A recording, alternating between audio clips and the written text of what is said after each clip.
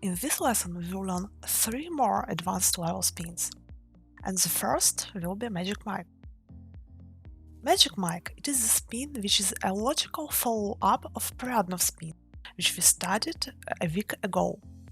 But first, let's sort out a special kind of force which we mentioned in previous lesson. It is a force which we gain when we spread the legs on the way up in pendulum trajectory spin, in the highest point of pendulum. Let's walk by the trajectory. We enter the pendulum, jump up, rearrange the hands. We reach the first upper point, go down, and on the next rise up, we should spread the legs. We do not spread the legs too wide. A middle split here is not needed.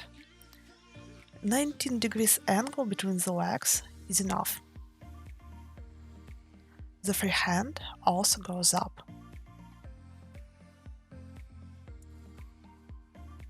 Now let's try to do it in motion. Pay attention only to these forces. Try to do it several times in a row on every upper point of pendulum. We run up, enter the spin, fly up and spread the legs, go down and gather the legs, and spread again on the way up. Here we should catch the feeling of hanging in the air. When we spread the legs, we fly up like by elevator. We should have time to spread the legs in the upper point and to gather them in the low point.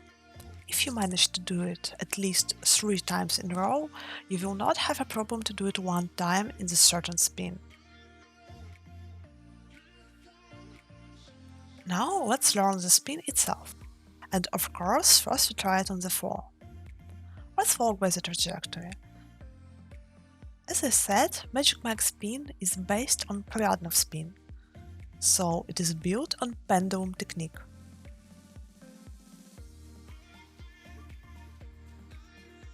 In the upper point of pendulum, we should do a twist.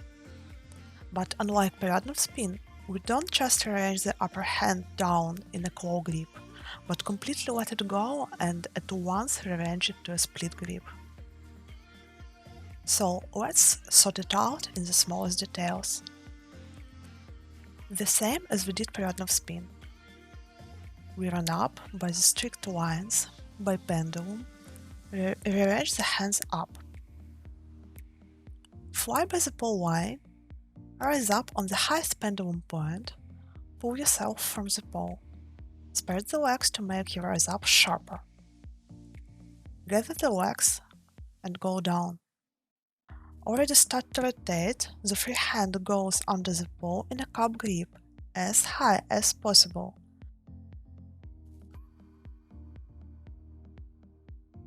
Please notice this detail, it is very important. So, twist 360 degrees, and one more very important moment, it is the key of this spin. We rearrange the upper hand a bit later. I mean, we make a twist, we already turned face to the pole, but both hands are still on the pole. And in the very last moment, we'll let the upper hand go and lead it down. In this moment, the body will be rising up by pendulum. And exactly this will hold us. Exactly for this, we should keep the hands on the pole, to hold on the pole in the moment when we fall down. If there is only one hand in a cup grip in the moment of falling down, we fall or slide down by the pole for sure. Both hands on the pole help us to survive the low point of pendulum. If you managed after this to reach the upper point, you will not have problems with the twist. So, enough with theoretical part, let's try all this in motion. But start to do it only if you are able to do the spin from the previous lesson confidently. Because Magic Mike is based on Peradnov spin, and there is no sense to do the next more complicated part if you haven't done the first.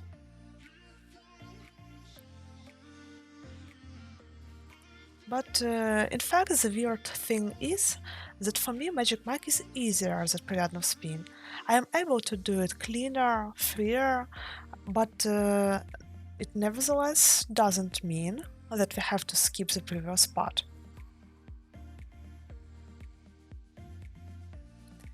You see here are a lot of technical secrets. The moments of rotation, the moments of hand rearranging, the leg work, but the main thing is that you should have a good cup grip.